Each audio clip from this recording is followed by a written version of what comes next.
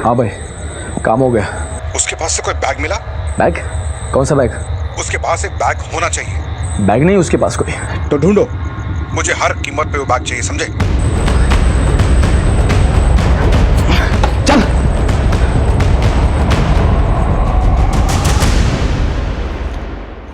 नमस्कार, मैं senior inspector Shivam Chaudhary. कभी कभी हम ढूंढने कुछ और जाते हैं और मिल कुछ और जाता है। मुझे एक ऐसे ही केस याद आता है जब मैं बाराबंकी उत्तर प्रदेश में पोस्टेड था। यह केस शुरू तो हुआ था एक मर्डर से, लेकिन जब हमने अपनी जांच शुरू की तो पता चला कि सिर्फ मर्डर का मामला नहीं, बल्कि सैकड़ों जिंदगियां दांव पर लगी थी।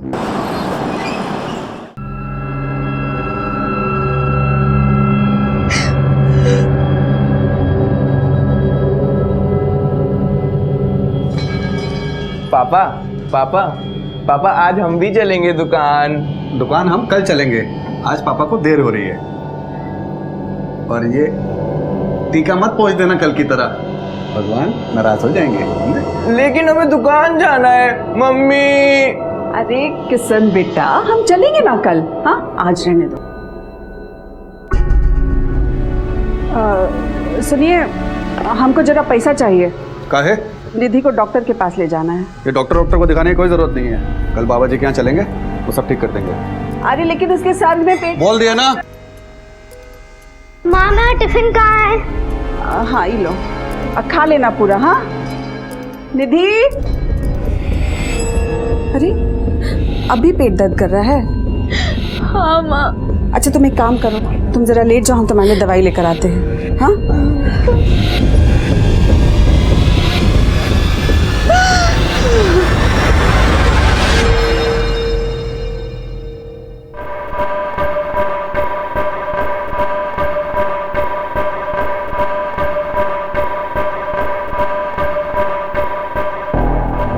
हाँ बाबूजी, हाँ बाबूजी कह रहे हैं ना अगले महीने हम आ जाएंगे दोनों।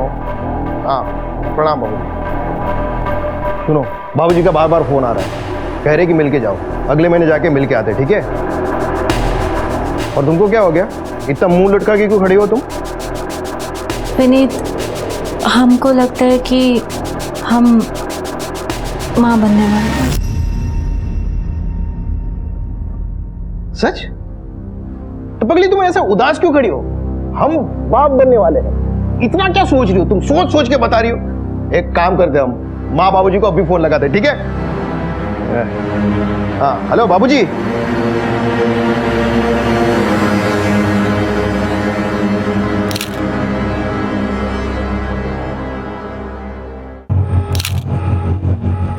सर, शरीर पे मारपीट के निशान है, निशान गले पर भी है। देख के लगता है मौत गला घोटने की वजह से हुई है। सर, मैंने आसपास लोगों से पूछताछ कर लिया है, लेकिन इस लड़की को कोई नहीं जानता सर। लाश को पोस्टमार्टम के लिए भेजा और आसपास अच्छे से चेक करो, कुछ मिलता है क्या जिससे इसकी पहचान हो सके? सर,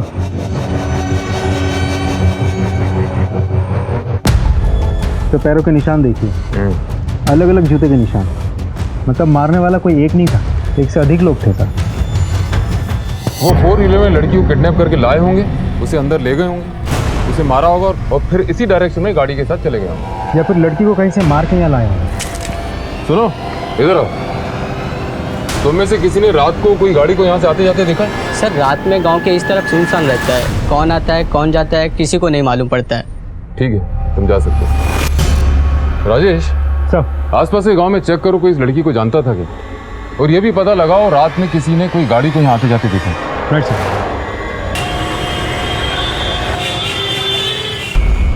सर, ये रही लड़की की पोस्टमार्टम रिपोर्ट। फिजिकल टॉर्चर के साथ साथ लड़की का बलात्कार भी किया गया था, और काफ़ी दिनों से उस लड़की ने कुछ खाया भी नहीं था सर। एक और अहम सुराग हाथ लगा है सर, ये फुटेज रोड के टर्निंग पर एक एटीएम के बाहर लगे हुए कैमरा में ये कैप्चर हुआ है।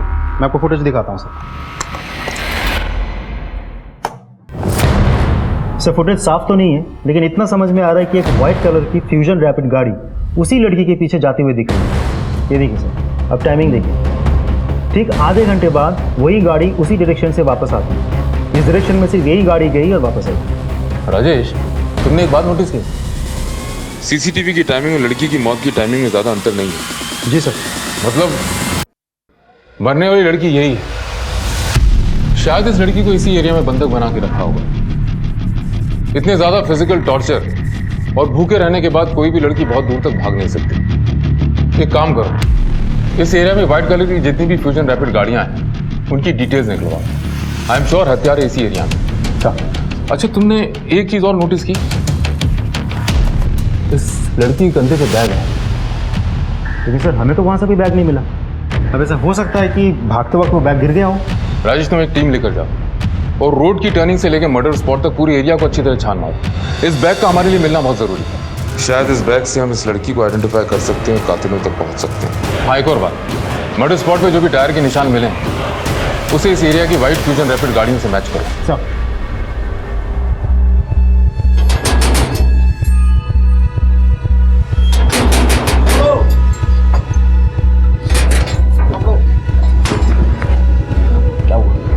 अरे यार, सब जगह छान मारा, कहीं नहीं मिला बैग यार। अरे यार, क्या करें इस बैग का?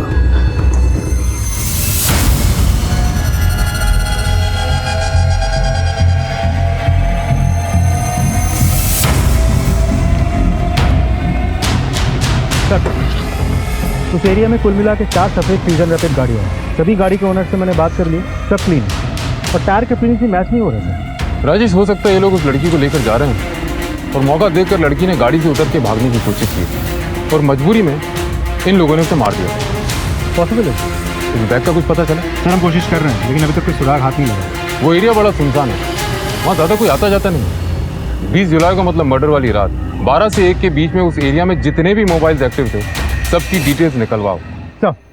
पुलिस को हर केस में नए चैलेंजेस मिलते हैं। इस केस में भी ये मर्डर इन्वेस्टिगेशन हमारे लिए चैलेंज था, लेकिन इस केस में जो आगे होने वाला था वो हमारे थाने को ही नहीं बल्कि पूरे प्रशासन को हिलाने वाला था। ऐसा केस मैंने तब तक की पुलिस ड्यूटी में कभी फेस नहीं किया था। हम लोग उस बैग की तलाश में थे। शायद उस लड़की का कोई आईडी प्रूफ मिल जाए, क्योंकि अक्सर लोग अपने बैग में कोई ना कोई आईडी रखते हैं। वो बैग तो हमें मिला, लेकिन जो उस बैग में मिला वो हमने सपने में भी नहीं सोचा था। सर ये लड़की है जो उस रात हमारे घर आई थी और सर बहुत डरी हुई थी वो। कौन हो भाई, क्यों इतनी रात को दरवाजा तोड़ रही हो? कुछ लोग हमारे पीछे पड़े हैं, थोड़ी देर के लिए हमें अंदर छुपा लीजिए। लेकिन तुम हो कौन और हम तुम्हें अपने घर में क्यों आने दें? बस थोड़ी देर। नहीं भाई, जाओ यहाँ से तुम। सुनिए तो भाई जाओ यहाँ से। सुनिए, थोड़ी देर के लिए सुनिए तो। सर इस लड़की के मर्डर के बारे में जब हमने अखबार में देखा तो हम बहुत घबरा गए थे। और वो लड़की ये बैग हमारे घर के बाहर छोड़ गई थी। क्या है इस बैग में? सीडीज है।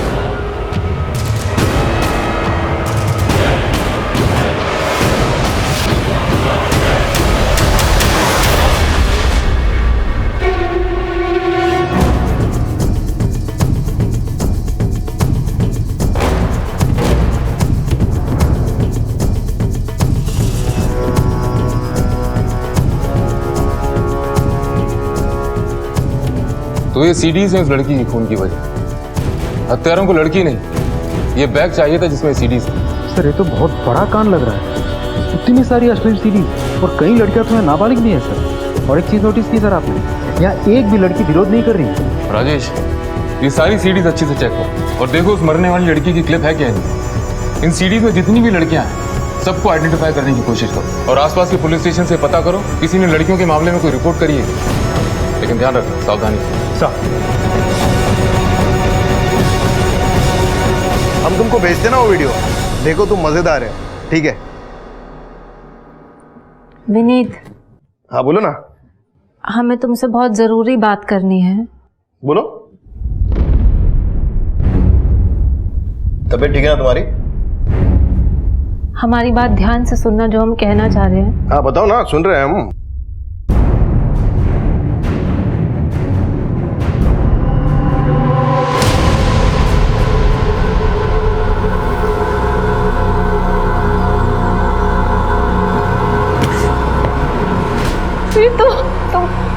तुमको हमारी बात पे विश्वास नहीं है क्या?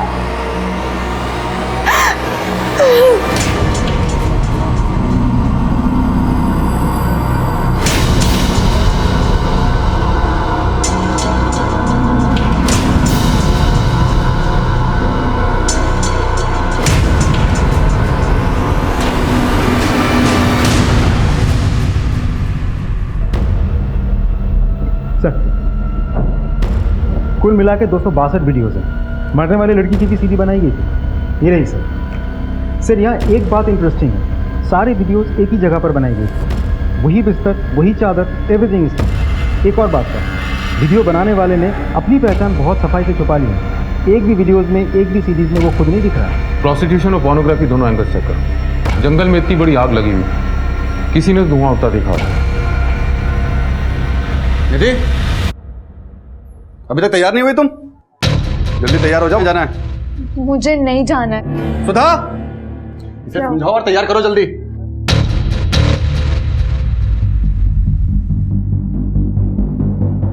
निधि बेटा, तैयार हो जाओ ना। सुधा, हाँ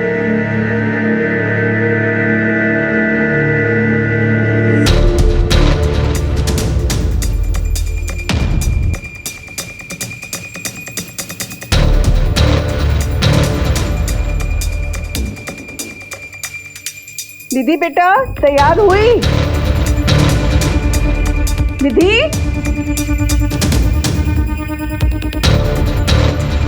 निधि, अरे सुनते हैं? क्या हुआ, क्यों चिल्ला रही हो? निधि कहीं दिख नहीं रही है, उसको हम अभी तैयार होने बोले थे, अब यहाँ वहाँ देख रहे हैं, सब जगह कहीं नहीं मिल रही है। मैं खुद एक बेटी का बाप हूँ। किसी दिन वो स्कूल जाने के लिए मना करती है तो मैं सोचता हूँ कि वो स्कूल क्यों नहीं जाना चाहती। इस बारे में मैं उससे बात करता हूँ। निधि का बदला हुआ स्वभाव एक दस्तक थी जो उसके माँ बाप ने अनसुनी कर दी, और जिन लड़कियों के वीडियोस हमें मिले, मुझे यकीन है दस्तक उन्हें भी महसूस हुई होगी। एक पुलिस ऑफिसर होने के नाते मैं हमेशा हैरत में पड़ जाता हूँ कैसे लोग आसान दस्तकों को नजरअंदाज कर देते हैं और अपराध को अपने जीवन में घुसने का मौका देते हैं, जिसका अंजाम हमेशा बुरा होता है। तो तुम सब पोर्नोग्राफी का काम करते हो और इस धंधे का सबसे बड़ा खिलाड़ी है तू, टिल्लू। अब ये देख और बता, ये सारी वीडियोस बनाता कौन है? साहब हमारे धंधे में से तो कोई नहीं था। इस तरह के वीडियो जो भी बनाता था सब घाटे में जाता था। क्यों, ऐसा क्या वीडियोस में? साहब आप खुद ही देख लो ना साहब, ना अच्छी क्वालिटी है ना पूरी वीडियो। हमारा काम नहीं है साहब। अगर इन सब के पीछे तेरा नाम निकला ना टिल्लू, तो जिंदगी भर कोई और काम करने का लायक नहीं रहेगा, इतना याद रखना। राजेश सर, टिल्लू सही कह रहा है। ये सब साधारण घर की घरेलू लड़कियां, सबकी सब नशे में और इस बात से अनजान है कि इनकी वीडियो रिकॉर्डिंग हो रही है। मुझे लगता है ये वीडियो पोर्नोग्राफी के लिहाज से बना ही नहीं गया। तो फिर 250 से अधिक वीडियोस बनाने का और क्या रीजन होता है? ब्लैकमेल। किसी ने ये वीडियो इन लड़कियों का मुंह बंद रखने के लिए बनाया है। शायद इसीलिए इतनी लड़कियों में से किसी एक ने पुलिस कंप्लेन में। क्या है? हमको लगता है कि हमें पुलिस स्टेशन जाना चाहिए। पहले तुम हमारी इज्जत घर में निकाल रही थी, अब क्या चाहती हो कि पूरे शहर में हमारी इज्जत की नीलामी करवाओगी? अगर पुलिस स्टेशन का सोचा ना तो ये तुम्हारी टांगे तोड़ के तुम्हारे हाथ में दे देंगे। भूख लगी हमें, खाना बनाओ।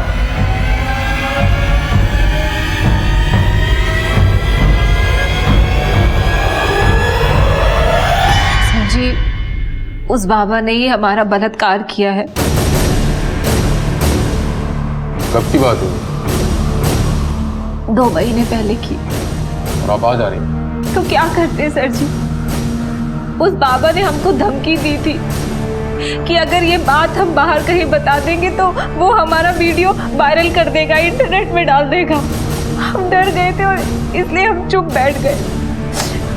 लेकिन सर जी, अब हम चुप नहीं बैठेंगे, हम सबको बताएंगे कि उसी बाबा ने हमारा बलात्कार किया है। लगता है कि हमारे पेट में जो बच्चा है वो भी शायद उसी बाबा का ही है। और हमारे पति, वो तो यकीन करने को ही तैयार नहीं है कि हमारा बलात्कार हुआ है। अच्छा एक बात बताइए, ये पिक्चर्स देखिए। इन फोटोज में जो लड़कियां दिख रही हैं, इनको आश्रम में आपने कभी पहले देखा था? नहीं, हमने नहीं देखा। लेकिन सर जी, ये बात सच है कि हमारा बलात्कार उसी बाबा ने किया है। आप उसे जेल में डाल दीजिए, हम कह रहे हैं उसे जेल में। देखिए किरण जी, जिस बाबा पे आप आरोप लगा रही हैं उसका समाज में बहुत नाम है। हम बिना जांच पड़ताल करे उसे अरेस्ट नहीं कर सकते। आप एक काम कीजिए, बाहर जाकर रिपोर्ट लिखाइए और विश्वास कीजिए कि पुलिस अपनी पूरी कार्रवाई करेगी। आपको अपना मेडिकल टेस्ट भी करवाना होगा।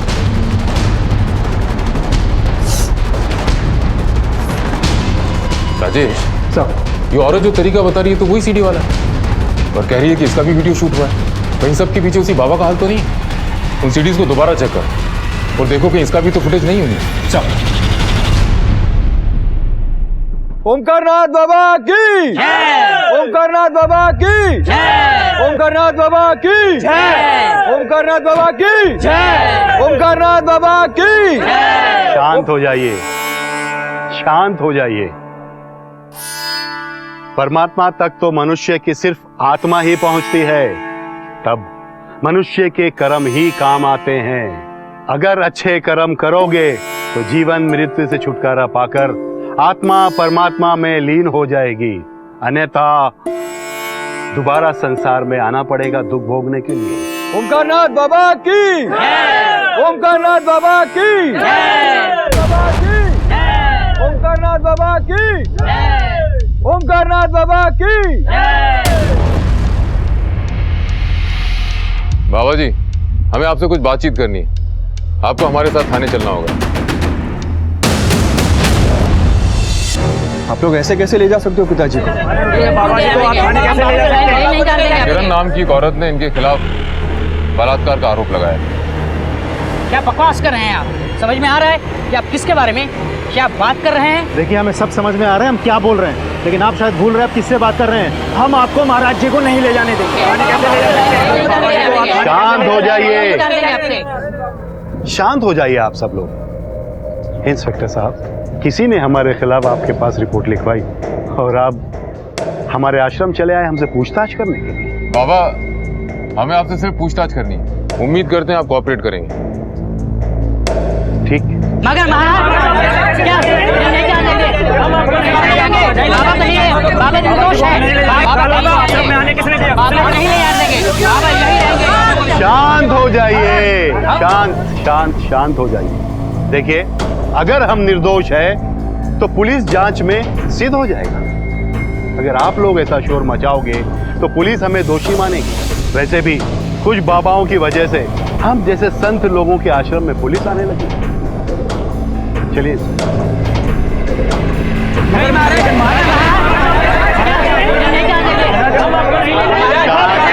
बाबा नहीं है, बाबा निर्दोष है।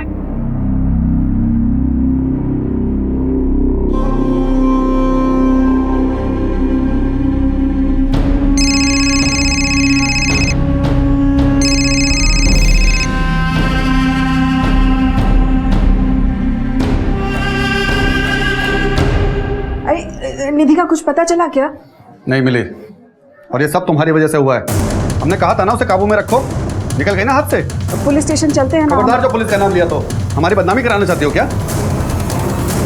भाग कर जाएगी कहाँ? लेकिन सुनो, उसकी सहेली को फोन करो और पता करो वो कहाँ है। बेटा विधि, तुम जानती हो तुम्हारी दीदी कहाँ गई होगी? नहीं पापा, हमें नहीं पता निधि दीदी कहाँ गई हैं। अगर तुम सब मिलकर कोई खेल खेल रहे हो ना, तो याद रखना हमसे बुरा कोई नहीं होगा। जी सर। किरण हमारी भक्त थी, लेकिन कुछ समय से वो हमारे आश्रम में नहीं आ रही थी। फिर अचानक उसने हम पर यह आरोप लगाया।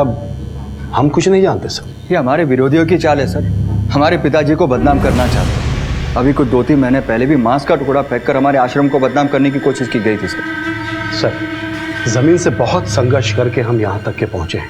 लोग हम पर विश्वास करते हैं। आसपास के इलाके में ऐसा कोई साधु संत नहीं है जिन पर लोग अपना अटूट विश्वास कर सकें। हाँ, मुझ पर करते हैं सर। शायद इसीलिए लोग हमारे विरुद्ध षड्यंत्र रचते रहते हैं, और किरण ने जो हम पर आरोप लगाया है शायद इसी षड्यंत्र का हिस्सा है।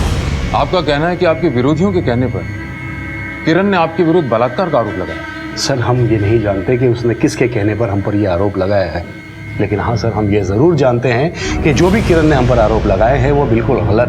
हमने किरण के साथ ऐसी कोई गलत हरकत नहीं की है। सर, फिर भी अगर आपको विश्वास नहीं है तो आप हमारा DNA टेस्ट करवा सकते हैं। दूध का दूध और पानी का पानी हो जाएगा। अच्छा ओमकार जी, एक बात बताइए, इन तस्वीरों में से आप किसी को पहचानते हैं? इस लड़की की लाश आपके आश्रम से 2 किलोमीटर दूर मिली थी। नहीं सर, हम नहीं जानते।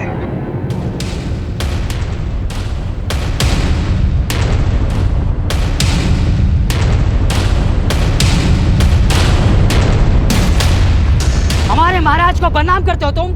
आज तुम्हें जिंदा नहीं छोड़ेंगे। पैसे के लिए और कितने गिरोगे तुम? आप इससे क्या बात कर रहे हो? फूंक डालो इसका असर।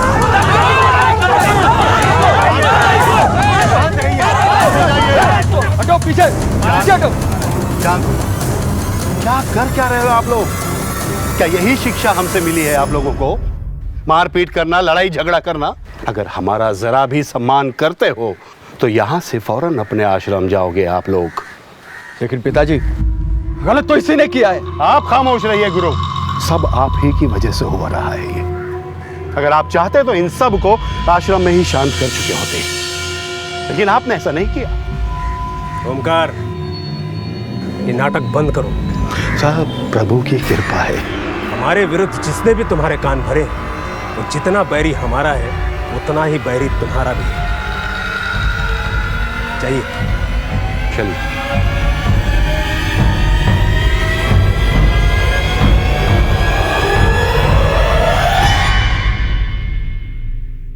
सर, मैंने सारी सीरीज चेक कर ली है, लेकिन किरण की फुटेज नहीं मिली। सर, ऐसा भी तो हो सकता है कि ये केस सीडी वाले केस से रिलेटेड हो ही ना। अगर बाबा के विरोधियों की बात को छोड़ दिया जाए तो भी मुझे किरण की रेप थ्योरी पे शुरू से डाउट है। एक तो रेप के इतने दिनों तक चुप रहना, फिर उसके बाद ड्रग का एंगल कि उसे कुछ याद नहीं। सर, डीएनए टेस्ट करवाते हैं, खुद ब खुद पता चल जाएगा ये किरण झूठ बोल रही है सच बोल रही है। उस मृत लड़की की आइडेंटिफिकेशन का कुछ पता चला? सर, हम कोशिश कर रहे हैं, लेकिन अभी तक कोई लीड हाथ नहीं लगी। कोशिश नहीं राजेश, मुझे रिजल्ट चाहिए, रिजल्ट। एक एक लड़की की फोटो हर एक पुलिस स्टेशन पे, बस स्टॉप पे, रेलवे स्टेशन पे, मार्केट में पहुंचाओ। At any cost I want a breakthrough. अगर हमें इस मरने वाली लड़की की आइडेंटिफिकेशन नहीं मिल पाई तो हमारे पास कोई रास्ता नहीं बचता इस रैकेट को पकड़ने का। इन लड़कियों और औरतों में से किसी की पहचान होना बहुत जरूरी है। इन मोबाइल डेटा का कुछ पता चला?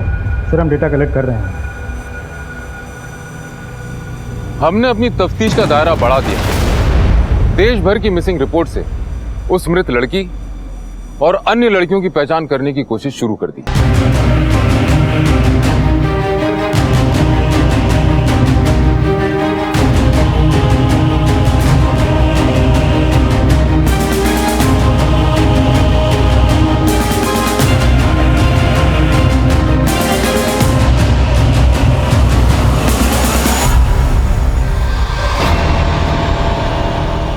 अगर तूने किसी को कुछ भी बताया ना तो तेरी छोटी बहन के साथ भी यही करूंगा, समझी?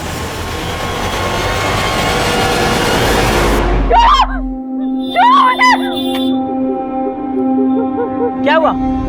रो क्यों रहे हो आप? मेरे पास बताना, मुझे बता।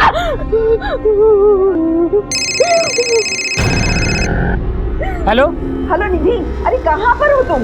हाँ बहन जी, ये बच्ची यहाँ पर रो रही है। आपकी बेटी है क्या? अरे हाँ, हमारी ही बेटी है। आप कहाँ से बोल रहे हैं? ये झंडे वाले चौराहे के पास चाय की दुकान पे। आप ना उसको वहीं पर रखिएगा, हम अभी आ रहे हैं। अरे सुनिए, निधि मिल गई है, कोई झंडे वाले चौराहे पर है। आप जरा चल जाकर ले आइए ना। हाँ, वहाँ भी लेके आए उसे। हाँ।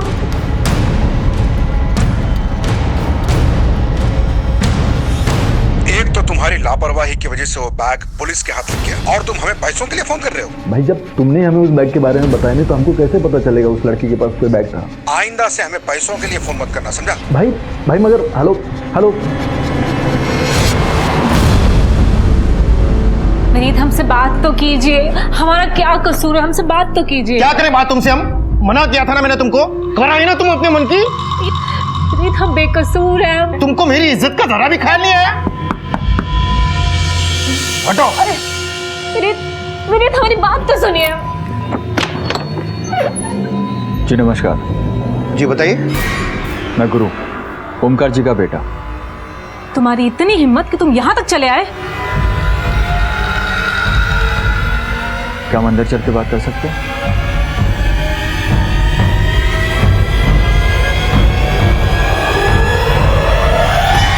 देखो विनीत, तुम लोगों ने जो करना था वो कर लिया। अब बताओ आगे क्या करना है? हमारे ही घर आकर हमें धमकी दे रहे हो? इतनी हिम्मत हो गई तुम लोगों की? नहीं, हमारे पिताजी निर्दोष है। तुम्हारी बीवी ने जो आरोप लगाए उन पर वो बिल्कुल बेबुनियाद है और डीएनए रिपोर्ट में साफ हो जाएगा। लेकिन तुम्हारी बीवी के मेडिकल रिपोर्ट आने के बाद तुम्हारी बहुत बेइज्जती हो जाएगी। इसलिए बेहतर यही है कि तुम केस वापस ले लो, बाकी हम आपस में समझ लेंगे। अच्छा, तो तुम यहाँ पर हमें खरीदने आए हो? कह रहे हैं तुम दोनों बाप बेटे को हम जेल भिजवा के रहेंगे, और नहीं भिजवाना तो हमारा नाम भी किरण नहीं। तुम एक काम करो, चलो अंदर चलो। हम क्यों अंदर जाएं? अंदर चलो तुम। हम कह रहे हैं जेल भिजवा के रहेंगे इन दोनों। अंदर जाओ, चलो। ठंडे दिमाग से सोचो बेटा, समझदारी इसी में है कि तुम केस वापस ले लो। देखो, अगर तुम केस वापस नहीं लेते तो तुम्हारी बेइज्जती होनी तो तय है, ऊपर से जो मैं पैसे दे रहा हूँ वो भी नहीं। तो जितने पैसे तुम्हें मिले केस करने के लिए उससे डबल मैं दूंगा। ठीक है, कितने पैसे? 5 लाख। 10 लाख चाहिए। अभी के लिए 5 लाख रख लो, बाकी के 5 लाख केस वापस होने के बाद। बस तुम्हें हमारा एक काम करना है।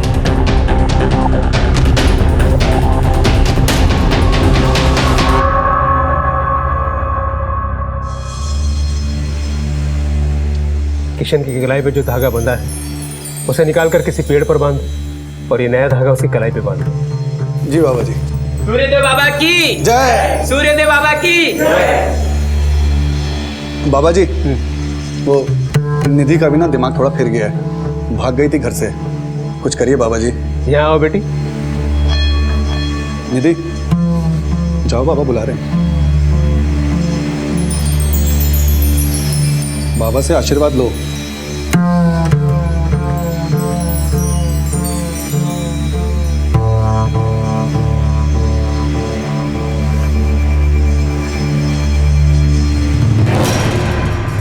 राम बाबू, बुरा साया है तुम्हारी बेटी पे अब तक, जो इसे कष्ट दे रहा है। अगर चिंता की बात नहीं, हम है ना, बस हमारे बताए हुए मार्ग का अनुसरण करो। जो आ गया बाबा जी, आप जैसा कहेंगे हम बिल्कुल वैसा करेंगे। सूर्यदेव बाबा की जय। सूर्यदेव बाबा की जय। सूर्यदेव बाबा की जय। हमसे बहुत बड़ी गलती हो गई जो हमने ओमकार बाबा पर इल्ज़ाम लगाया। ये सब हमने लालच में किया, हमें पैसे मिले थे ये सब करने के लिए। अब हम अपना केस वापस लेना चाहते हैं। कानून का मजाक बना रखा आप लोगों ने। जानते हैं इस काम के लिए आपको जेल भी हो सकती है। सर माफ कर दीजिए, हमें गलती हो गई हमसे। दरअसल हम पैसों की लालच में आ गए थे। एक आदमी घर पे आया था, कहा कि बाबा ओमकार पर आरोप लगाना, पैसे मिलेंगे। तो बस उसकी बातों में आ गए सर। कौन था वो आदमी? पता नहीं सर, नाम नहीं बताया उसने। नमस्कार। नमस्कार। देख लिया सर, हमने तो आपको पहले ही कहा था, हमारे पिताजी को बदनाम करने के लिए झूठा केस किया इन लोगों ने। जब इन्हें पैसे मिले झूठा केस करने के लिए तो उन्होंने केस कर दिया, और जब हमने पैसे दिए तो नतीजा आपके सामने ही है सर। देखिए, अगर आप चाहे तो इनके खिलाफ मानहानि का दावा कर सकते हैं, आपको झूठे केस में फंसाने का जुर्म है। नहीं सर, किरण ने अपनी गलती मान ली, हमारे लिए बात यही खत्म हो जाती। जैसी आपकी मर्जी, आप लोग जा सकते हैं, लेकिन आइंदा आपने ऐसा कुछ किया तो जिंदगी भर जेल में सड़ते रहोगे। ओमकार जी, आपका ऐसा कौन सा विरोधी जो आपके पीछे पड़ा हुआ है? बाबा सूर्यदेव। बाबा सूर्यदेव? वो ऐसा क्यों करेंगे? नाम का बाबा है सर, असल में बाबा के भेस में जमीन का दलाल है। पिछले 2 सालों से हमारी एक जमीन की डील में टांग अड़ा रहा है, और शायद इसी वजह से उसने किरण को पैसे दिए और ये सब ड्रामा करने के लिए कहा, ताकि हमारे पिताजी फंस जाए और वो खुद डील कर सके। और सर, अगर आपको यकीन नहीं है तो सुरेश बिल्डर से पूछ लीजिए आप, और अगर फिर भी यकीन नहीं होता सर तो मैं। सर, ये जमीन एक ट्रस्ट की है। 2 साल पहले गुरु ही जमीन का सौदा करवाने हमारे पास आया था, और सौदा हो भी गया था, मगर कुछ लोग फिर आके यहाँ पर बस गए। अब ना ही कहीं जा रहे हैं और ना ही जमीन को बिकने दे रहे हैं। कौन है ये लोग? सर, ये सूर्यदेव बाबा के भक्त हैं। जब भी जमीन के सौदे की कोशिश होती है, सूर्यदेव बाबा मामले को धार्मिक रूप दे देते हैं। इसी बात को लेकर गुरु और सूर्यदेव में विवाद है।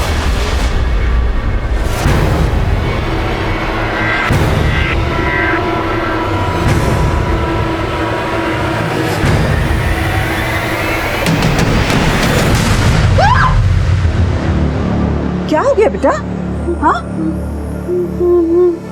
वो आदमी कहाँ? कौन आदमी? अरे तुम अपने घर पर हो, अपने घर पर हो तुम।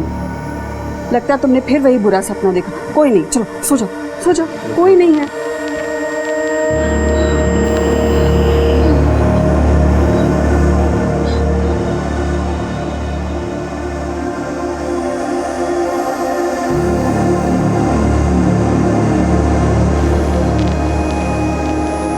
सर गुरु सही कह रहे हैं, ये जमीन की आपसे रंजिश का मामला है। सर ये गुरु और सूर्यदेव, ये दोनों एक दूसरे पे आरोप प्रत्यारोप लगाते रहते हैं। मतलब उस लड़की के हत्यारों और सीडी के राज तक पहुंचने की जो उम्मीद बनी थी वो गई। ना तो उस मरने वाली लड़की का आइडेंटिफिकेशन हो पा रहा है और ना ही उन वीडियोज में मौजूद किसी लड़की। राजेश, अपना नेटवर्क बढ़ाओ, हो सके तो और स्टाफ लगाओ। मुझे हर हाल में कोई ब्रेक थ्रू चाहिए। क्या?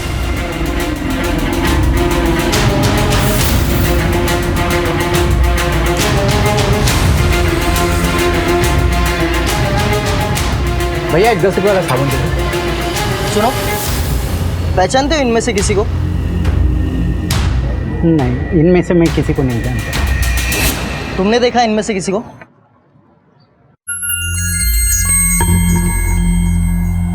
ये लड़की नहीं नहीं नहीं, ये वो लड़की नहीं। लेकिन क्या किया है लड़कियों ने? कुछ नहीं, तुम बताओ कहाँ देखा इसे? कहीं नहीं सर, हमको ऐसा लगा ये वो लड़की नहीं।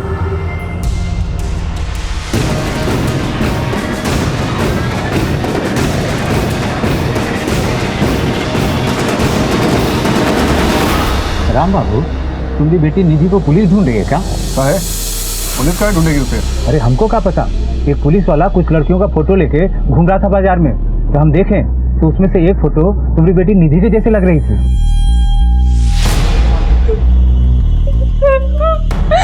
हमने कुछ नहीं किया है पापा। अगर तूने कुछ नहीं किया है तो पुलिस क्यों ढूंढ रही है तुझको? इसीलिए भागी थी ना घर से? अरे ये बीमार है, क्यों मार रहे हैं इसको? अरे तुम तो चुप ही रहो, ये बीमारी मारी का ना सिर्फ नाटक है, इसको तो मैं। अरे अब छोड़िए, उसको पीट रहे हैं। हाँ, मुरारी भैया से भी तो गलती हो सकती है ना पहचानने में। पापा हम सच कह रहे हैं, हमने कुछ भी नहीं किया है। एक बात कान खोलकर सुन लो तुम दोनों, अगर हमें पता चला ना कि इसने सही में कुछ किया है, जान से मार देंगे इसे।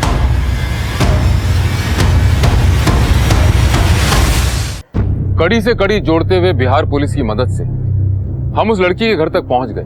अभी तो उस लड़की की सिर्फ शिनाख्त हुई थी, हमें यह पता लगाना बाकी था कि उस लड़की का कत्ल किसने किया और वो अश्लील सीडीज उसके पास कैसे आई। 1 साल पहले देखा था उसका चेहरा, जब पैसे कमाने की खातिर घर से बंगाल जा रही थी। गरीबी खा गई हमारी बेटी को साहिब, खा गई। ना वो कमाने की खातिर बाहर जाती और ना उसके साथ कुछ ऐसा होता। मालिनी बंगाल गई थी, फिर वो यहाँ बाराबंकी कैसे? कुछ बताया तुम?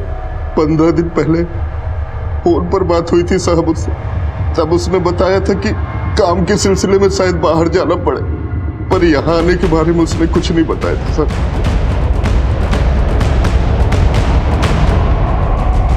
ओम शांति, सदा सुखी।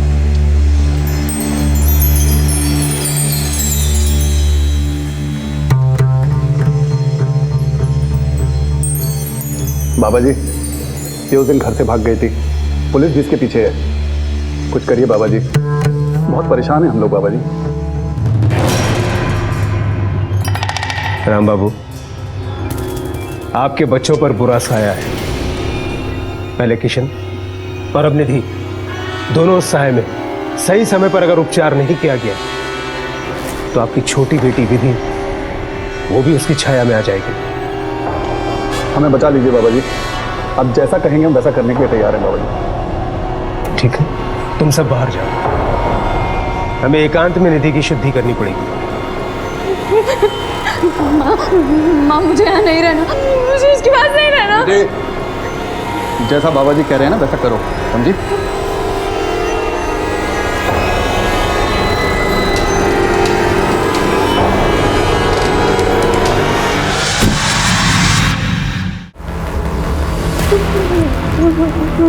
मेरे मेरे मेरे पास मत आना। घबराओ नहीं, मैं हूं ना। मैं तुम्हारी मदद करूंगा।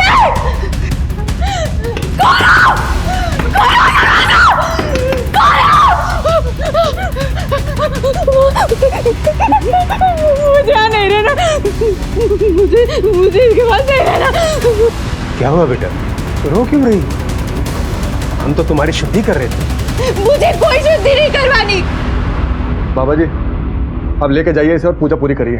राम बाबू, बच्ची की आत्मा विचलित है, ऐसे में शुद्धि नहीं कर सकते। आप इसे घर ले जाइए, जब इसकी आत्मा शांत होगी तब शुद्धि करेंगे। जो आ गया बाबा जी। चाहिए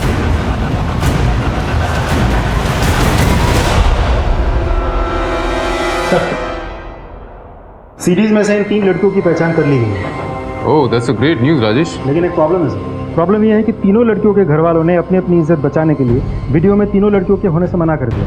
लेकिन तीनों लड़कियों के अलावा एक और लड़की भी है जिसे वीडियो में होने का हमें शक है। ये लड़की सर, नाम है निधि शर्मा, बाप का नाम है राम बाबू। पक्का तो नहीं कह सकते, लेकिन शायद एक आदमी ने इसे पहचान लिया था।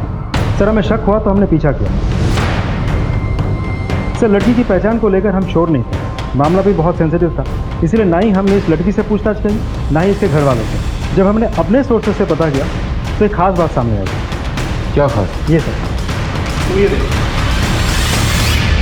सर, इस लड़की के परिवार वाले बहुत ही ज़्यादा धार्मिक हैं, इस बाबा के भक्त हैं, अक्सर इनसे मिलने जाते हैं। ये सूर्यदेव वही है ना जिसका गुरु के साथ झगड़ा है? जी सर। तो ये है इस कहानी का मैसेंजर। ये सूर्यदेव तो कमाल निकला। चलो इसके आश्रम की सैर करके आते हैं। ये सीढ़ी सी गुत्थी वहीं सुलझेगी। आज की शुद्धि के बाद बुरा साया तुम्हें कभी भी परेशान नहीं करेगा। बस आज अपना मन विचलित नहीं होने देना।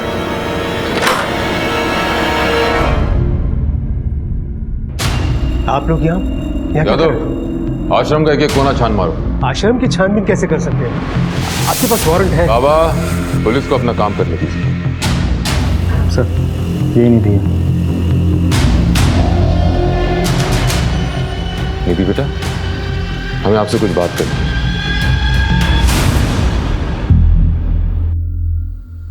नहीं सर, हम इस लड़की को नहीं जानते। देखो, डरने की कोई बात नहीं है। शुरू से बताओ तुम्हारे साथ क्या हुआ? सर, हमारे पापा उस बाबा को भगवान मानते थे। उस बाबा का कहा हुआ ही हमारे पापा के लिए सब कुछ होता था। हमारा भाई हमेशा से पागल नहीं था सर, लेकिन उसको डॉक्टर के पास ले जाने के बजाय पापा उसे बाबा के पास लेकर गए। पापा को लगता था किसी ने हमारे परिवार पर जादू टोना करके रखा और वो जादू टोना करने के बाद ही ठीक होगा। पापा तो हमें उस बाबा के पास विश्वास करके लेकर गए थे, पर वो कहाँ जानते थे कि हमारे साथ वो। तुम्हें पक्का यकीन है कि यही बाबा तुम्हारे साथ गलत काम करता था? हाँ सर। साहब, हमें अगर पता होता कि वो बाबा हमारी बच्ची के साथ ऐसा कुछ करेगा तो हम क्यों लेके जाते वहां पर?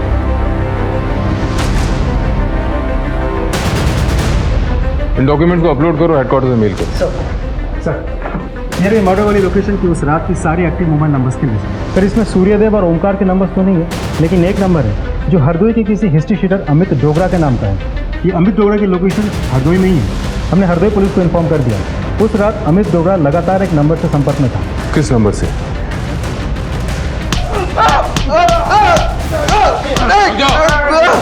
साले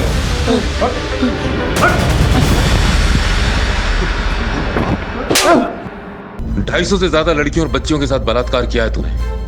बोल, किरण के साथ भी तूने बलात्कार किया था ना? सर, मैंने नहीं किया किरण के साथ बलात्कार। फिर किसने किया था? हाँ।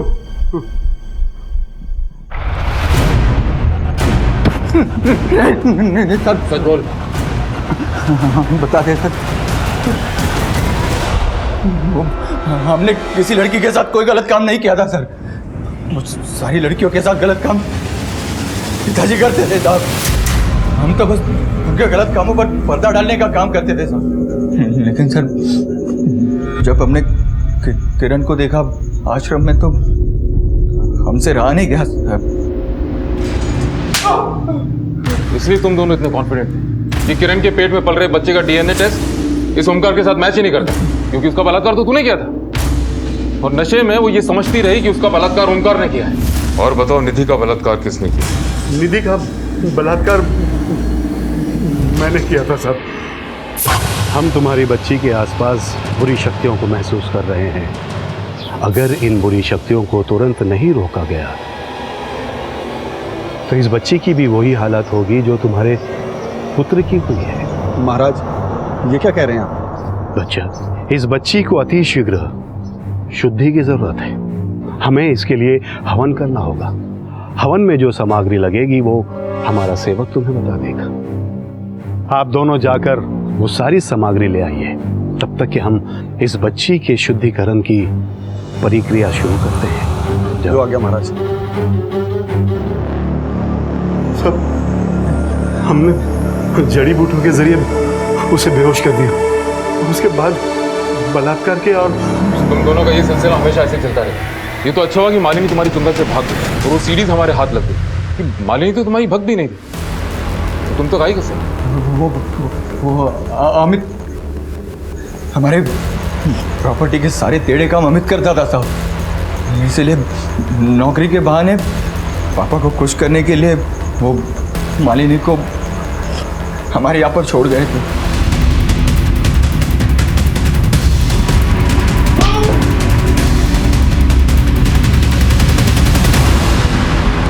लेकिन मालिनी को मौका मिल गया, वो सारी सीढ़ीज लेकर आश्रम से भाग गई।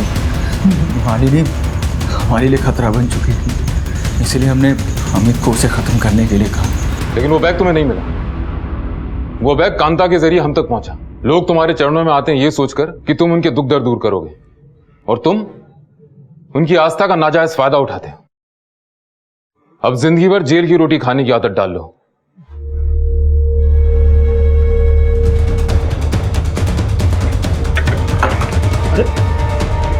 क्या हो सकता? बात तो निधि के साथ हुए शारीरिक शोषण को किसी ने महसूस क्यों नहीं किया? और यही बात लागू होती उन 250 लड़कियों पर। ऐसा तो हो ही नहीं सकता कि अपराध ने होने से पहले दस्तक न दी हो। मालिनी अपने परिवार के संपर्क में नहीं थी और परिवार में भी किसी को इस बात की परवाह नहीं थी। नतीजा, उसकी मौत हो गई। निधि का बाप राम बाबू कई दस्तक मिलने के बाद भी चौकन्ना नहीं हुआ, बल्कि दूसरे बाबा के पास ले जाने लगा। उसने अपनी बेटी के दर्द को अनदेखा कर दिया। उसने कभी यह जानने की कोशिश नहीं की कि ओमकार बाबा बंद कमरे में निधि के साथ करता क्या है। दुनिया कहां से कहां पहुंच गई, लेकिन आज भी इस दुनिया में ऐसे लोग हैं जो बाबाओं और तांत्रिकों के चक्कर में पड़े। वो कर्मों के बजाय कर्म कांडों में विश्वास करते। नतीजा, ऐसे बाबा उनका फायदा उठाते। नमस्कार, मैं inspector Rajesh Jadhav crime petrol Dastak के आज के इस एपिसोड में आपका स्वागत करता हूं। आज से लगभग 1 साल पहले मेरे सामने एक केस आया था, एक मर्डर केस जो बहुत ही भयानक था, चौंका देने वाला था, जहां पर एक आदमी के दिमाग का शक गुनाह की नींव बना और जिसने उसके पूरे परिवार को तहस नहस कर दिया। दे दे। तेरी चिल्लर पार्टी कॉलोनी को प्लेग्राउंड बना के रखा है। हाँ, किसने मारा मुझे बहुत? हाँ? अरे अंकल मैंने नहीं मारा, उसने मारा। किसने? हाँ? तूने मारा?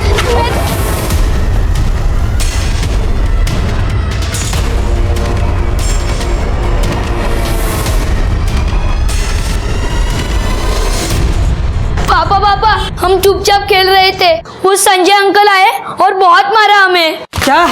आपको भी गाली दी पापा? बोला तेरे बाप ने यहाँ प्लेग्राउंड बनाया है क्या? आज बताता हूँ उसको कि किसने क्या बनाया। सर फोड़ दूंगा साले का। मेरे बेटे को हाथ लगाने की हिम्मत कैसी की उसने? आज उसका फैसला ही कर देता हूँ। चल।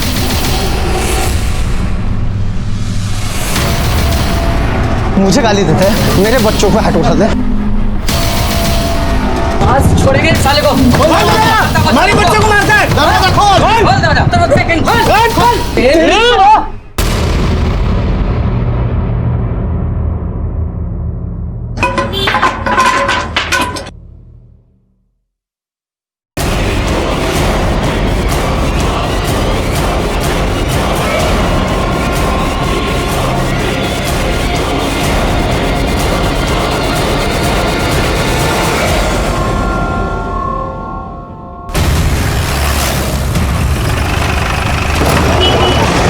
आइए सर, यही आदमी है सर, इसी ने मर्डर किया है सर। क्या रिकॉर्ड कर रहा है? साइड करो सबको, इससे वीडियो लो, इससे वीडियो डील करो। मर्डर हुआ किसका? इसकी बीवी का, अपने बीवी को ही मार दिया इसने। पागल है साला, पागल। ठीक है, जना साइड लगा स्टेटमेंट गया। चलो तुम आ गया, साइड करो सबको। सलाम आ गया, सलाम आ गया।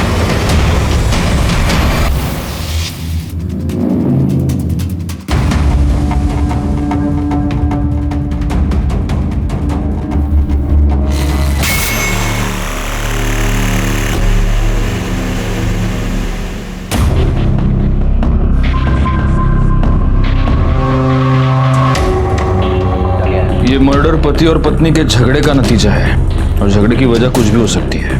हो सकता है इन दोनों में से किसी एक का एक्स्ट्रा मैरिटल अफेयर रहा हो। इस बात को लेकर कुछ कहा सुनी हुई, फिर झगड़ा बढ़ गया। झगड़े की शुरुआत बाहर से हुई, हॉल से बढ़ा।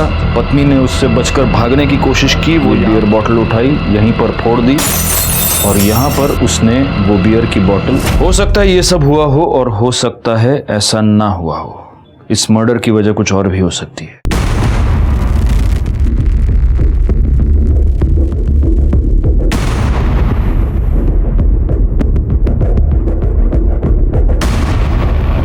Engine oil?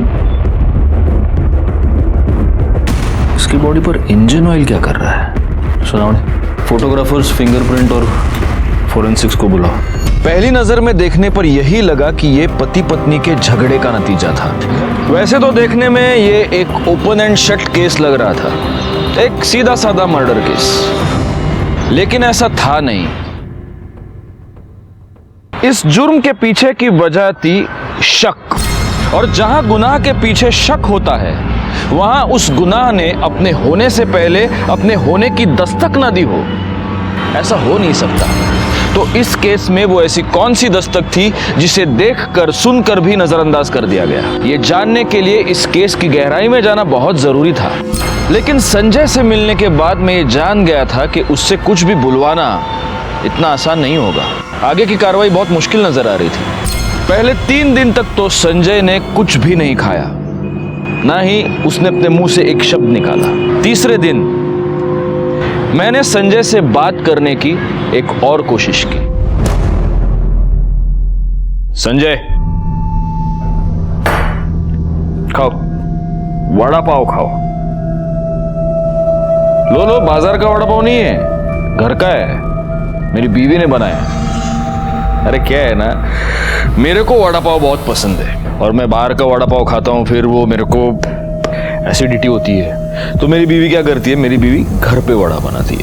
ये वड़ा खा के देखो, इसके टेस्ट से तुमको पता चल जाएगा मेरी बीवी मुझसे कितना प्यार करती है।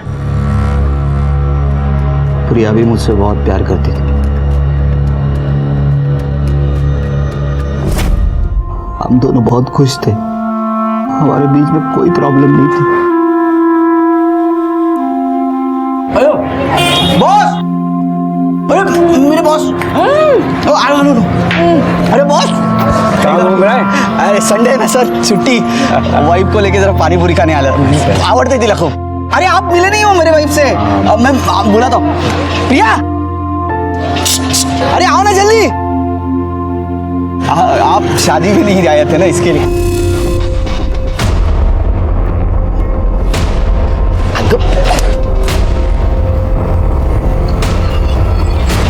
बॉस सर, अरे काय झालं? नाही माहिती मला, म्हटलं तुझी ओळख करून देईन, चले गए। जाऊ द्या ना, अरे गेले।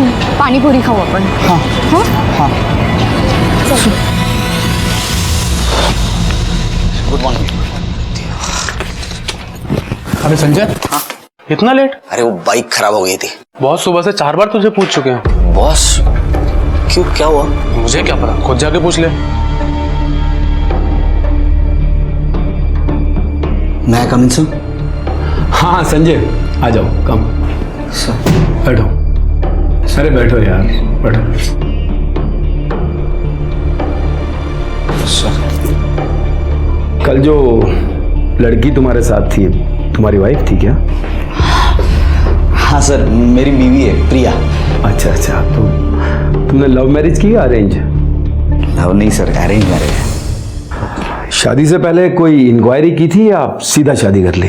क्यों सर, आप क्यों पूछ रहे हैं ऐसा? आप प्रिया को जानते हैं?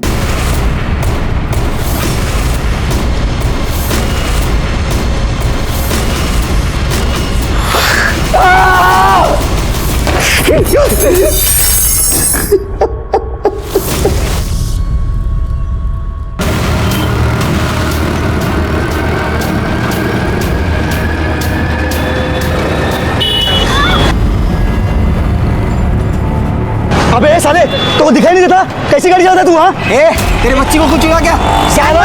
साले एक तो नौ गाड़ी जाता है। अरे मैंने कहा कुछ नहीं हुआ। नौ गाड़ी जाता है ऊपर से। मारो मारो। पिंकी हेगे हा काढा पी. कडू आहे काकी. अगं हो कडू आहे पर तू सुबह तक बिल्कुल ठीक हो जाएगी. पी. कहाँ से सीखा प्रिया ये सब? हर मर्ज की दवा इसके पास आई है ना. अरे इसके पास तो कई तरह के नुस्खे हैं. मुझे तो इसने एक दिन में ठीक कर दिया था.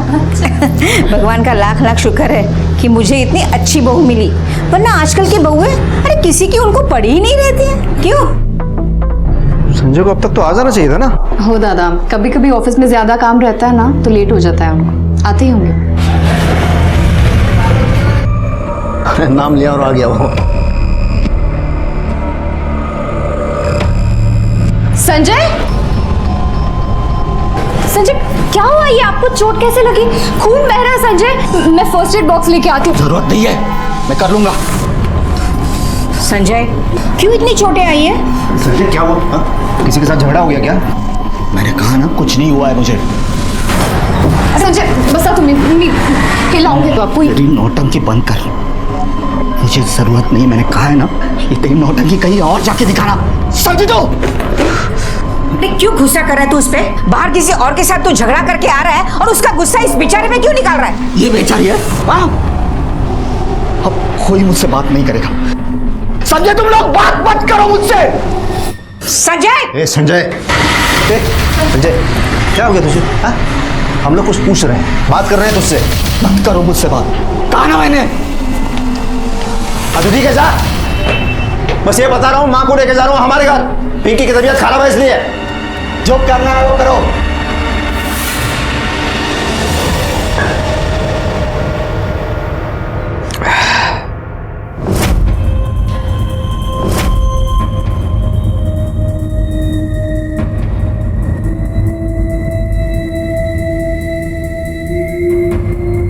कम से कम ये हल्दी वाला दूध पी लीजिए, आपको आराम मिल जाएगा.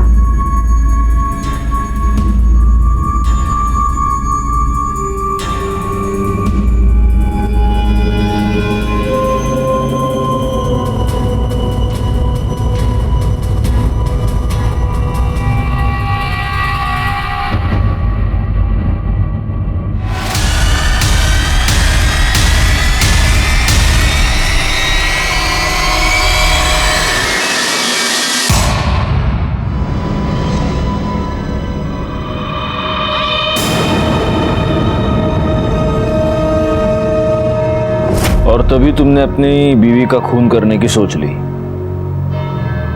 पर कर नहीं पाए. तब नहीं कर पाए तो अब कर दिया. हाँ,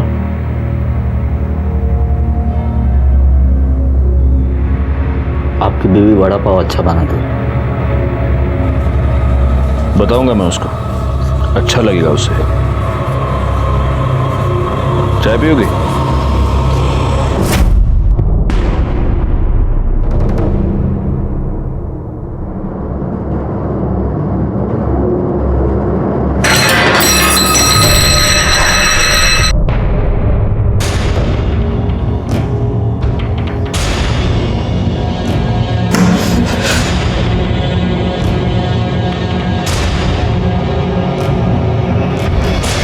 आपको बेवजह मुझ पर भड़क रहे हो. दादा की भी इंसल्ट की, उन्हें भी उल्टा जवाब दे दिया. मुझसे तो बात तक नहीं कर रहे हैं. आखिर ऐसा हो क्या गया आपको? जानना चाहते हो तुम क्या हुआ है मुझे? हाँ, चल बताता हूँ तुझे. चल.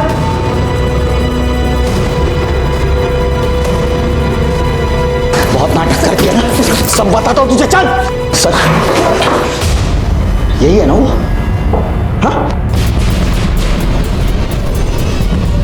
बताइए जो आपने मुझे बताया था। और तू तो पहचानती है नहीं रे, ये मेरे गुस्सा होने की वजह जानना चाहती है। बताइए इसे कैसे आपने इसे 25,000 में खरीदा था और कैसे आप इसके पहले क्लाइंट थे। क्या अनाप शनाप बक रहे हो तुम हैं? मैंने तो तुमसे ऐसा कुछ नहीं कहा। सर आप क्या कह रहे हैं? यही संजय, मैं बात करता हूँ तुमसे। मैडम आप प्लीज़ 2 मिनट के लिए बाहर जाइए, मुझे संजय से अकेले में कुछ बात करनी है, प्लीज़। पर सर आपने तो मुझे, दिमाग खराब है तुम्हारा, पागल हो गए हो क्या तुम? अरे मैंने वो बात तुम्हें तुम्हारी भलाई के लिए बताई थी और तुम अपने फैमिली मैटर में मुझे खींच रहे हो। संजय ये तुम्हारा और तुम्हारी पत्नी का आपस का मामला है, इसे घर जाके सॉल्व करो। यहाँ ऑफिस में तमाशा करने की जरूरत नहीं है, वरना अपनी जॉब से भी हाथ धो बैठोगे तुम। चलो निकलो यहां से, आई से गेट आउट।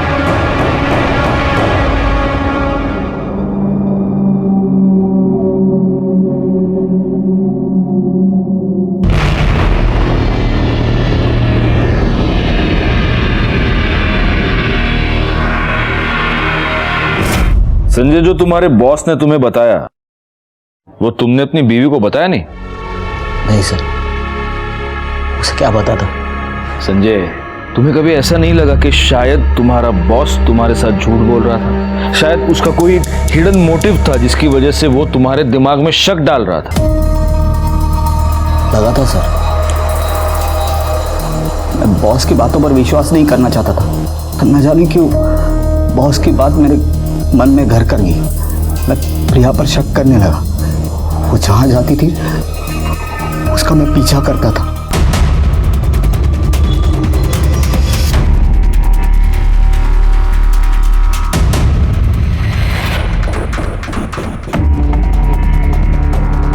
उस दिन संजय ने अपने शक की कहानी वहीं तक सुनाई, लेकिन चूंकि अभी ये केस सॉल्व हो चुका है, इसके आगे की कहानी मैं आपको बता सकता हूं। संजय ने प्रिया का पीछा अपने सास के ऑफिस तक यानी विकास केंद्र तक किया। संजय की सास प्रिया की मां कोई साधारण महिला नहीं थी, वो एक सोशल वर्कर थी। लेकिन वहां कुछ गड़बड़ था, कुछ ऐसा था जो सही नहीं था। क्या था वो? संजय के बॉस ने उसे जो कहानी सुनाई थी, क्या उसका और इसका कोई कनेक्शन था? आई कुठे आतमध्ये? हाँ, मेडिकल कैंप वाले से बात हो गई है। 1-2 दिन के अंदर आने वाले हैं केंद्र में। मैं आपसे बाद में बात करती हूँ। मुझे बहुत डर लग रहा है, समझ नहीं आ रहा है क्या करूँ। आई, मुझे ऐसा लग रहा है कि संजय को सब सच पता चल गया है, सब खत्म। तो इतना यकीन से कैसे कह सकती है कि उसे सब पता चल गया है?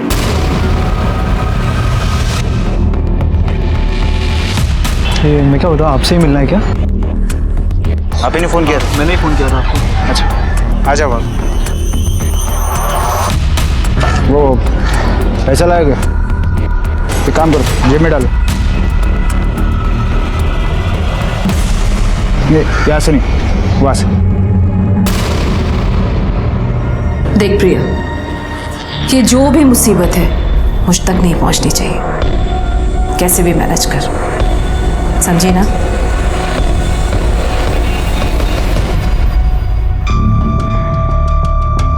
अरे संजय काय झालं? क्यों इतना घाई घाई में मुझे बुलाया? प्रिया को आने दो, सब कुछ बताता हूँ।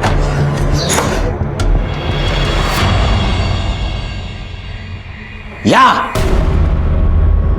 अरे आई तुम्ही? आप तो भैया के यहाँ से अगले हफ्ते आने वाली थी ना? हाँ आने वाली थी, पर इसने कहा कि कुछ जरूरी काम है, इसलिए आज ही आ गई। काय झालो? क्या काम था? आई को क्यों बुला लिया आपने? ये जो सती सावित्री होने का नाटक करती है ना तू, उसका भांडा फोड़ने के लिए इसलिए बुलाया माँ को। माँ को भी पता चले ये भोले वाले चेहरे के पीछे सच्चाई क्या है। संजय क्या है ये? क्या बोल रहा है तू? मैं झूठ नहीं बोल रहा हूँ, ये तुम्हारी बहू है ना, धंधा करते धंधा। कितने लोगों के साथ सोई है? संजय आपको कुछ गलतफहमी हुई है? कुछ गलतफहमी नहीं हुई है। 3 दिनों से तुम्हारा पीछा कर रहा हूं मैं, 3 दिनों से।